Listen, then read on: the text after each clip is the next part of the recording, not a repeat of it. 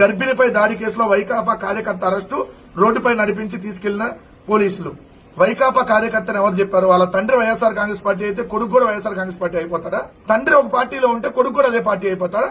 అతను జనసేనకు సంబంధించినటువంటి క్రియాశీల కార్యకర్త.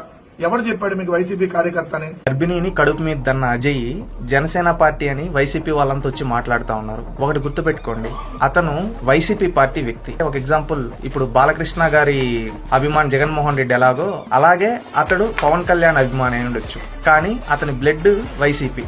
మొన్న జగన్మోహన్ రెడ్డి గారి బర్త్డే రోజు జగన్మోహన్ రెడ్డి గారి మాటలు రప్ప సినిమాల్లో అంటే తప్పే ఉంది అన్నారు కదా, ఆ మాటలను ఇన్స్పైర్ గా తీసుకుని ఒక మహిళను కొట్టాడు. కొడితే అతని పైన కేసు అయితే ఇప్పుడు అందరూ వచ్చి అతను వచ్చి వైసీపీ కాదు జనసేన అంటే అతను జనసేన కాదు, అతను నిజంగానే జనసేన అయితే వాళ్ళ చెల్లెళ్ళు వచ్చి సాక్షి కిందకి ఇంటర్వ్యూ ఇస్తుంది, జగనన్న కనెక్ట్స్ కిందకి ఇంటర్వ్యూ ఇస్తుంది, జనసేన లీడర్లను అడుగుతుంది కదా మమ్మల్ని ఈ విధంగా హెల్ప్ చేయండి అని చెప్పి. ఇక్కడ దీన్ని బట్టి ఏమర్థం అవుతుంది, మీరు అడ్డంగా బుక్ అయిపోయారు. బుక్ అయిపోయిన తర్వాత గతంలో బోరుగడ్డ అనిల్ గారిని ఏ విధంగా అయితే వదిలేశారు, ఇప్పుడు ఇతను కూడా జనసేన అని బుర్ర జల్దాలండి. తప్పులు చేయడం ఆపి కరెక్ట్ గా ఉండండి, అంతేగాని తప్పులు చేసేసి పక్క పార్టీ వాళ్ళతో పైన తోసేసి మేము వాళ్ళ పార్టీ వాళ్ళు వీళ్ళ పార్టీ వాళ్ళు అంటే జనాలు నమ్మేంత పరిస్థితి లేరు. అడ్డంగా మీరు బుక్ అయిపోయారు. ఈ విధంగా గర్భవతులను కడుపు మీద తన్నడం, రపరప అనడం అది మీ డిఎన్ఏ. అది గుర్తుపెట్టుకోండి. జనసేన వాళ్ళపైన బురద చల్లద్దండి. జగన్మోహన్ రెడ్డి గారు చేసే తప్పులకన్నీ టీడీపీకి సంబంధం ఉండదు కదా, అలాగే ఈ అజయ్ చేసే తప్పులన్నిటికీ జనసేనకి ఎలా సంబంధం ఉంటుంది? సంబంధం ఉండదు. అది గుర్తుపెట్టుకొని హుందాతనంగా రాజకీయం చేయండి.